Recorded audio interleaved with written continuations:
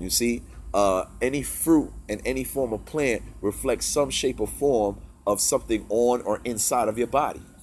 You see, so everything the source or the so-called creator is doing is constantly reflecting itself over and over and over and over again to the most minute forms, to the most extensive, gigantic, gargantuous forms. But it's all forms of reflections. You see, if I shrink you down to the size of a grain of sand, that doesn't change what you are. You see, your size might change only in comparison to something else of size, but you're still the same person. You still have the same mind. You see what I'm saying? You still have the same anatomical aspect. You've just been shrunken down to another size. So you're just a reflection of the bigger self to the smaller. Absolutely. You see, and that goes back into the law of correspondence. Another universal law. As within is without. You see what I'm saying? So as above, as below. Exactly. So there is no confusion. That's why it kills me when I hear the recessive talk about, are we alone? Is there anything out there? Like, I mean, just the question in itself is kind of, in my opinion, it's like idiotic to think that in a vast, endless, infinite universe that there's only one Earth with people on it, and there's nothing else out there. You see what I'm saying? That's how you know for a fact that they're disconnected. That's how you know for a fact that they're completely cut off from the comprehension of an ongoing, endless cycles of life, cycles and cycles of polarity, cycles and cycles of rhythm, correspondence, cause and effect, vibration, so on and so forth. They're cut off from it. So it's always this, is there really? Oh, that's crazy. Everything is crazy, you know? If it can't be proven by a mechanical aspect, it's nuts. You see? That's because they're mechanical people. That's why they want computers to rule your life. That's why they want machines. That's why they make these movies. I was watching a movie the other day, Chappie. They make these movies to try to make you actually feel an emotional connection to a machine. And it's funny because I'll watch them make these movies as well as in real life have deep emotional connections to something that has no soul, kind of like them, has no soul, no spirit, but yet gun a child down in the street and not say nothing about it. You see what I'm saying? You see, we have to look at that and we have to understand that. So it means something. It shows the true character and the true essence of the person that looks at a machine as it should look at a human, but looks at a human as it looks at a machine. And it's funny too because even when you see some of their greatest fears, it's funny they always talk about how they're afraid of machines taking over the world, not realizing that the machine can never ever be smarter than the person who created it. See, the thing is, because they're so mechanical, they actually do believe that in fact something can be programmed in a way that it can actually overcome them. And because they can't even grasp the concept of nothing can exceed what you allow to exceed. Because if it comes from you, it can never exceed you. That's a fact. So if, for example, if I wanted to make a machine that can only roll around and just drive me somewhere, that's all it's gonna do, because that's all I decide to put into it. Because you gotta remember, our mind is so complex, and they only access so much info. They can only access so much because they're so disconnected. So they can only put so much information. This is why a lot of their mechanical tools are very, even though they would like to play it off as very complex, in reality it's just extremely mechanical and has no form of creativity. That's why it has no soul. As opposed to certain people who do have what we call a pineal gland, where we put our divine energy in it and we give that thing life. We instead of creating like robotic tools out of iron and metal and things like that, we create things like, we put together things like jewels, and we put together things like clothes, and they combine with a form of science and art, which activates things within other people. As when you see the clothes that you create, and then another person sees that clothes, and then it activates something within them. And that's one of the key difference between us and them, because they use their minds to create things in order to function in a way to help them do things that maybe they don't want to do. Okay. Or create things so that they don't have to do it anymore. But we create things in an effort to instill more creativity. that's the key thing, because they create things and put a monopoly on it and make sure that you're the only one, we're the only ones who get to be able to use it, and they don't ever want anybody else to ever use it.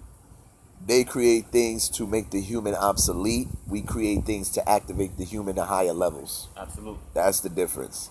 Everything they do, every app on your phone, every brand new technology and device makes your brain obsolete and makes you more as a human being obsolete. For God's sakes, I see this stupid ass hoverboard, and you know what I find extremely interesting? 99.9% of the people I see on that stupid ass hoverboard are fucking Negroes, are black people, or people of color. I go all over the city. I go to white neighborhoods. You know what white people are riding? Bicycles, skateboards. You see, but when I come to the hood, these niggas is twisting around on hoverboards. And what is a hoverboard? It takes away the ability to use your legs. And it makes you use nothing. Because when you're on it, you're not doing anything. You're not using nothing at all. You see what I'm saying? So we have to look at that as they continue to create devices and soulless machines in order to make the need of your brain and the need of raising your energy and your vibration and your capability as a true human being. They're out there trying to make themselves more human. And we don't even look at it like that because, see, they know what they are. They know what they are. And they know that we are the soul. That's why every time we do something, they say, oh, that's soul food. Oh, that's the soul people. Oh, that's the soul this. They always put soul into things that you do because they know that that's what you have. So if I'm the soul person or this is my soul food, what do you call your food? Soulless. What do you call what you're doing? Soulless. But see, they don't want to say it like that or look at it like that. But when you differentiate me by using the word soul, then that must mean you don't have one. Because if I have soul and you have soul, why am I calling you the soul guy? Oh, you the soul boy. Oh, that man's got soul. Or that brother's got soul. You don't have. Exactly. You see what I'm saying? So, once again, everything that they're creating is making your brain and the capability that the natural human body has become dormant and become obsolete to the point where you use it so little that it damn near doesn't exist anymore. You see what I'm saying? While we need to be doing the exact opposite. I tell people about books. I got that book on my app. I can read the book on my phone. Yeah, listen, I understand the convenience. I get all of that. But at the same time, you're not understanding. You're radiating the fuck out of your eyes and your brain as you're staring at this goddamn device, okay? That's a radiating device. Then on top of that, the touching of the pages and the movement of the eye and the looking at the words and the smelling of the paper and the holding of the book, all those things put together create connections and create different vibrational energies in your body and in your brain. So the same way we should already know this, the same way between typing and writing. As I hold a pencil in my hand and literally move the pencil to create each letter, I'm actually sending specific signals to my brain as I'm doing it. I'm using specific bones in my hand. I have to use my mind to write the letter. I have to use a form of creativity to create a specific way that I write the word, whether it's cursive, whether it's the way that's my style of writing, doesn't matter. But when I type something on a computer, I'm only using about 5-8 movements. When you write something down, you're using hundreds of movements that you don't even know exist. But just because you don't know it exists doesn't mean that it is not working and it is not seeping into your subconscious and it is not activating certain things inside you. Same thing you just said earlier where people just go to a calculator on their phone. Every time I do anything involving my business, when I go to get more products and so, I calculate the sum in my brain first and then I tell him to check it on his calculator. You see what I'm saying? I always find ways to exercise my brain as much as I can to make sure that when the time comes, it'll be at such a high efficiency that it will be effortless to do certain things that have become uncommon to us.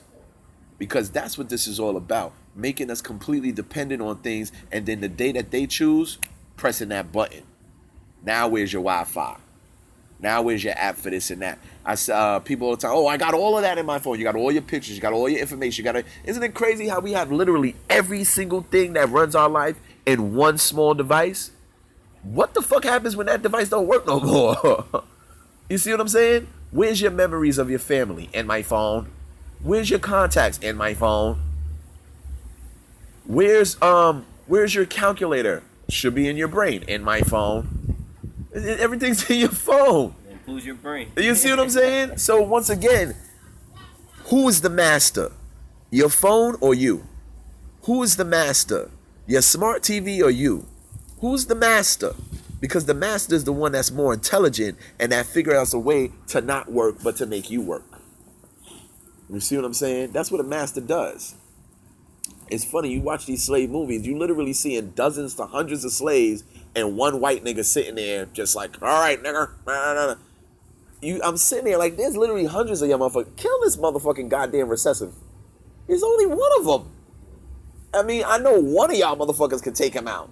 Because you know they only have confidence in numbers.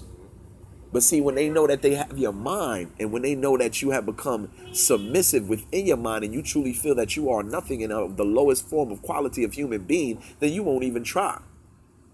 The same way these Negroes run around all day projecting quality instead of becoming it. Because every time I put a faggot's European name on my ass, and I say faggot on purpose because 99% of them are homosexuals.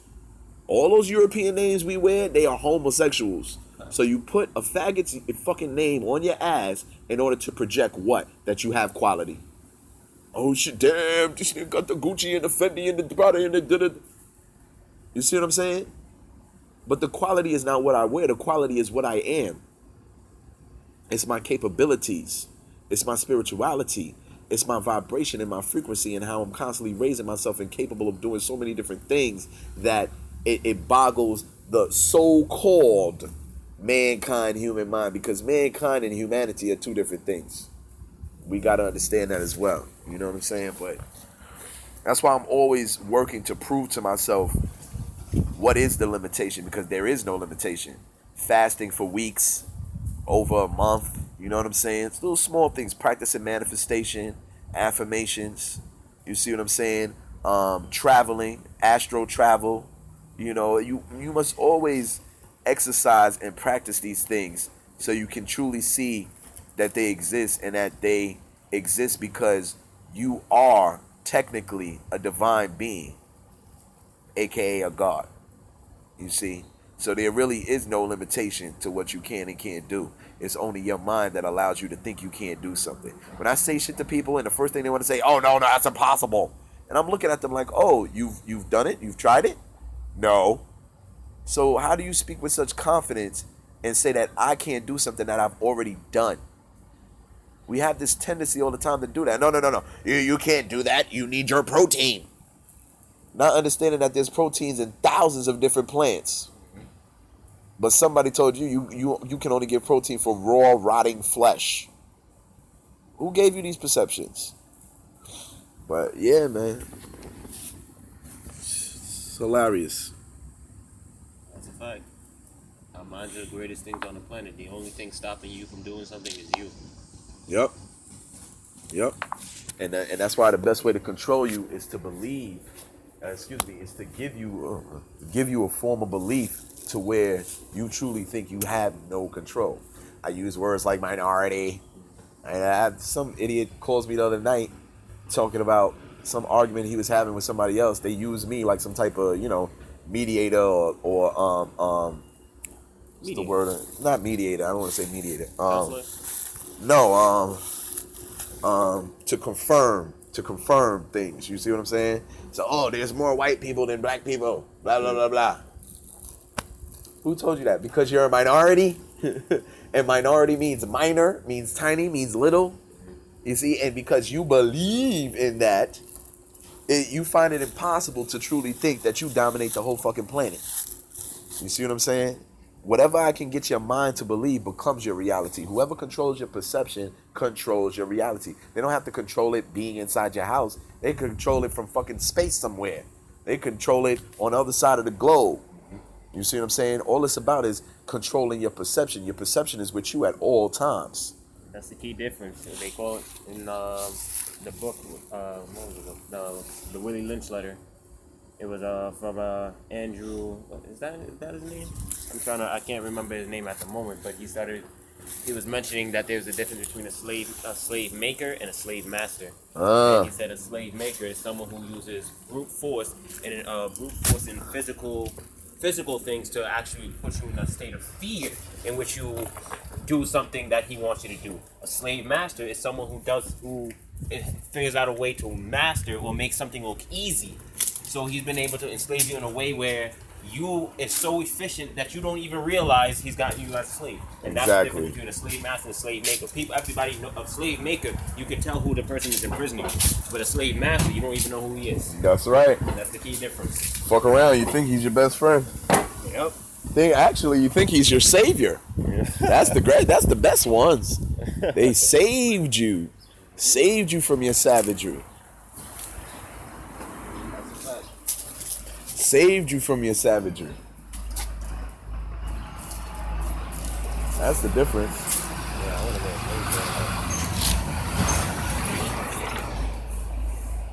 Oh wait, I do have the name. I didn't have the book, but I remember writing down the quote.